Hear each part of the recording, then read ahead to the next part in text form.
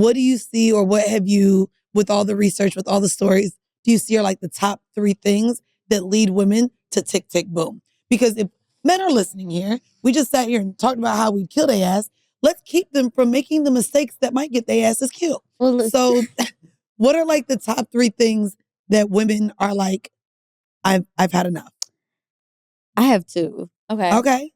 Cheating and really leaving them. Wait, women kill for leaving too? You ain't going nowhere, nigga. So men, that's what I've experienced in my direct proximity, is that those normally are men. Like women wanting to finally leave and men being like, if I can't have you, nobody can. Mm-hmm. What's interesting is that a couple of the cases that we've come across where the man wanted to leave had to do with the woman not being able to have a child. And so she would end up killing another woman who is with child, sometimes posing as if she's pregnant. We've done a couple of cases where the woman is like literally at term and she'll go sneak into her. She's befriended her, go into her house, slice her open, steal the baby. Oh my God. Sorry. Goes to the hospital and says, I just had this baby, and leaves that woman dead. And she did it to one girl on her wedding day. On her wedding day, her husband was sitting at the altar wondering where his wife was, and she was being murdered by their friend. Wait. What? She sliced a baby out of her stomach. They're called womb raiders. Yep. Womb raiders. And it, like she said, it's not because they want a baby. 9 times out of 10, it's He want a baby. or like trying to please that person. Do you hear this? This the clip, nigga. I did not know that. Wow. How often are you said a couple of stories. I think we have at like least 3 womb raiders. We've got at least 3. We try to stay away from cases that involve children. So you get them once a month, once every month. But yeah, it happens. And apparently it has increased in the United States over the past couple of years by like 3%. People want children, and most of the time they're doing that because they want to keep a man. I mean, there's my body language. I can't even move. There's Killer Sally. There's a lot of things recently too. I know people being in domestic violence type of relationships that are both physical, sexual, emotional. That definitely leads women as well to feeling like that's their only way out. Mm-hmm. Yeah, that's a good third. That's a good third, right? And I think money. But then I think just focusing on the crime of passion part of it, I think it would be the domestic leaving. And I mean, with money, do you find that the money is because they're trying to get the insurance payout type thing? Absolutely. Yes. It always is. Yeah, usually. Wow. Okay. One time a girl killed her sister's man. What? Just to get some money? Because he was a lottery winner. He won the lottery and he was taking care of the entire family. So married the girl's sister. And so the girl it was her and her bum boyfriend. And they both needed some more money, even though he was already fronting their lifestyle. So they decided they were going to kill him. Wow. And they were supposed to rob him, but they ended up killing him. And then there's a lot for insurance. Oh, I'm not going to hold you. If I won the motherfucking lotto, I'm just disappearing. Y'all ain't gonna know.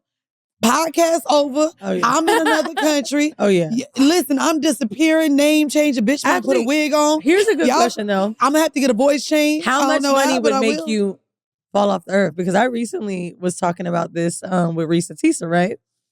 So we did an episode on Patreon, me and Akeem, about Risa. And he's like, she about to quit her job soon and she about to be rich. I'm like, she not going to quit her job.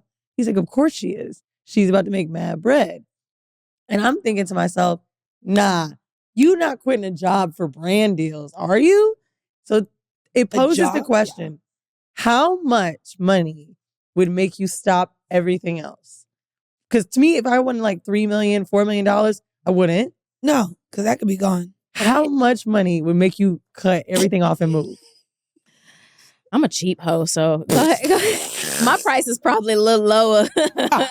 She was like, y'all not stopping at $3 million, really? No, I mean, I keep going at $3 million, but if when you hit those big money, like the 200 million, 150 million, but then you have to think about you're giving half of that back in taxes. No, I'm going somewhere without taxes. What if you win the lottery in America? You going to owe Uncle Sam? I don't know. Delaware? But I'm going. I don't know, bitch.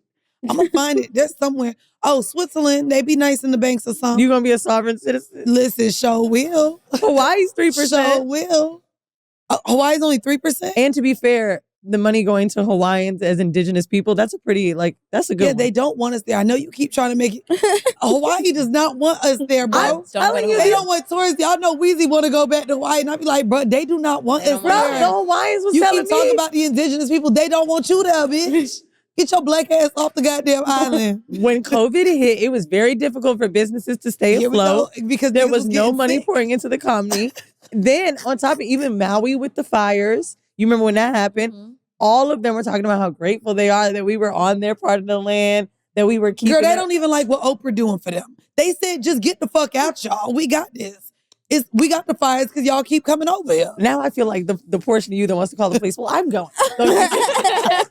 Okay. Now, let's dig into it. So, Taz told me y'all had some stories. We really want to know.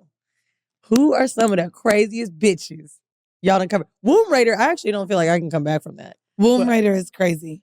That's pretty wild. By the way, for the Womb Raider stories, for most or the cases, are they mostly women that they know? They will befriend these women on the internet.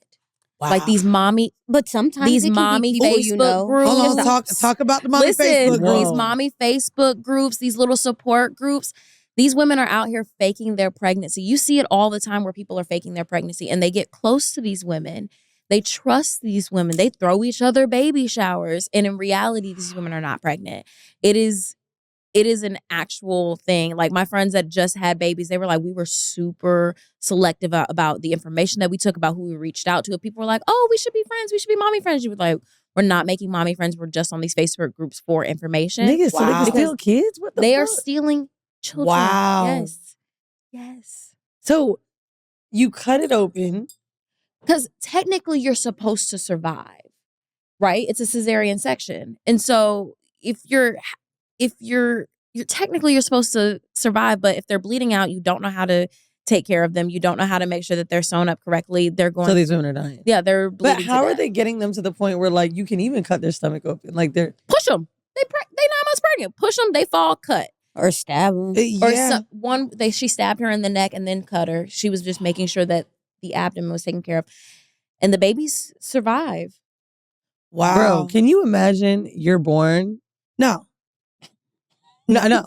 Just no. Wherever you're taking this. One of them, where the husband was waiting at the altar, they said that he went to the hospital because somebody finally told him to go to the hospital, and they saw the daughter. He was like, "Where's my daughter?" And they were like, "Sir, this is not your child." And he threw a fit. They said all the newspaper articles were like, he was not having it, because of course the white people right. I was like, he was probably going up and down those hospitals like, this is my child.